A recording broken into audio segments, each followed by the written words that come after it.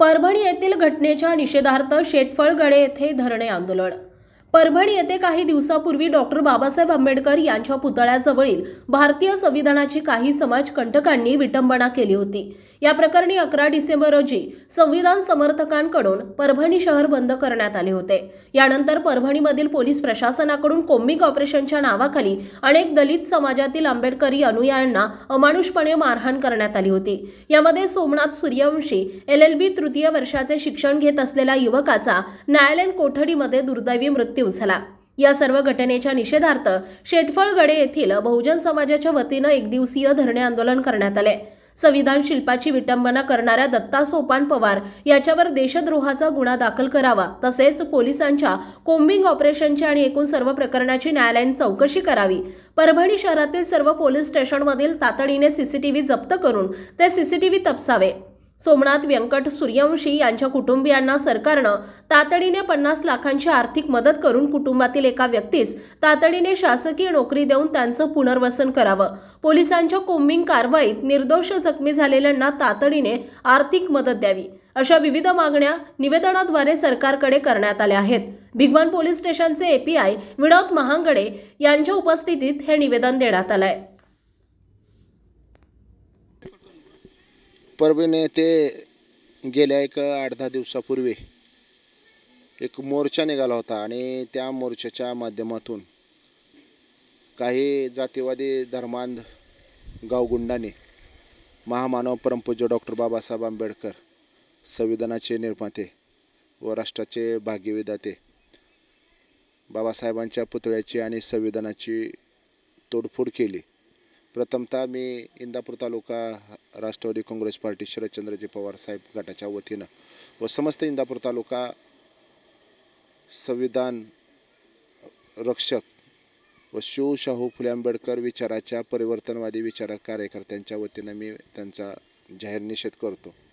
माझी सरकारला एकच विनंती राहील की सरकार गेल्या अधिवेशनामध्ये 1-2-3 दिवसापूर्वी मुख्यमंत्री साहेब म्हणाले की हा प्रकार खरा काय होता की ज्यावेळेस सूर्यवंशी नावाचे व्यक्ती काही समाजातल्या महिलांना पोलिस मारहाण करत होते, त्याचं चित्रीकरण, त्याचा व्हिडिओ, त्याचे फोटो काढत होता आणि ते पोलिसांच्या निदर्शनास आल्यानंतर त्याला तिथून उचलला, त्याच्यावर गुन्हा दाखल केला आणि त्याला मारहाण केली आणि त्या मारहाणीमध्ये पोस्टमॉर्टमच्या डॉक्टरांच्या रिपोर्टमध्ये सिद्ध झालेला आहे की हा मारहाण झाल्यानंतर पोलिसांनी जे मारहाण केले त्याच्यामध्ये त्याचा मृत्यू झालेला आहे।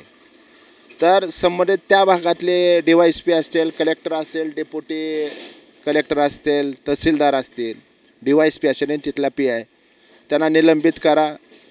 त्यांची CBI तर्फे या झालेल्या सखोल जे प्रकरण झालं परभणीमध्ये त्याची CID तर्फे चौकशी व्हावी अशी आमची मागणी आहे।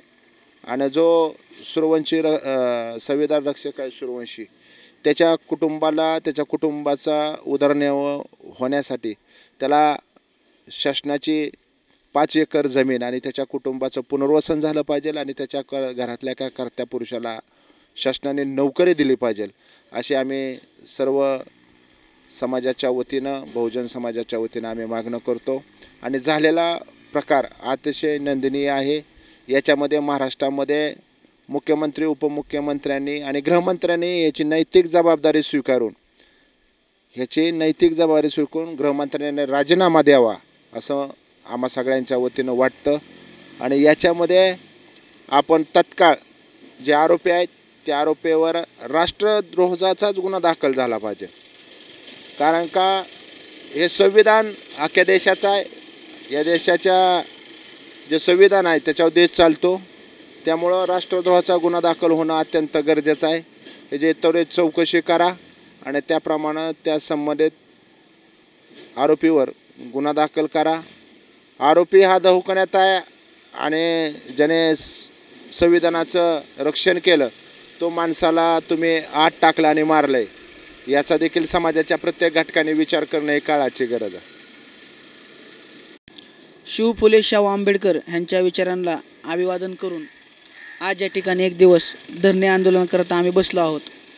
तर बसण्याचं कारण असं की परभणी शहरात डॉक्टर बाबासाहेब आंबेडकरांच्या पुतळ्या शेजारी संविधान शिल्पाची 10 डिसेंबरला विटंबना झाली आणि त्या विटंबनाचा निषेध करण्यार्थ 11 डिसेंबरला बहुजन समाजाच्या वतीने निषेध मोर्चा काढण्यात आला होता आणि त्या मोर्चात आमचा एक भीमसैनिक सोमनाथ सूर्यवंशी तो सुद्धा सामील होता. अनेक भीमसैनिकांवर खोटे गुन्हे दाखल केले. त्या न्यायालयीन कोठडीमध्ये मारहाण दरम्यान आमच्या त्या भीमसैनिकाचा मृत्यू झाला. त्याच घटनेचा निषेध म्हणून आज आम्ही एक दिवस धरणे आंदोलन करत आहे. एवढंच सांगतो की आमच्या त्या भीमसैनिकाच्या कुटुंबाला न्याय मिळाला पाहिजे आणि आरोपींवर कायदेशीर कारवाई झाली पाहिजे. एवढंच सांगून थांबतो. जय भीम, जय बुद्ध, जय महाराष्ट्र.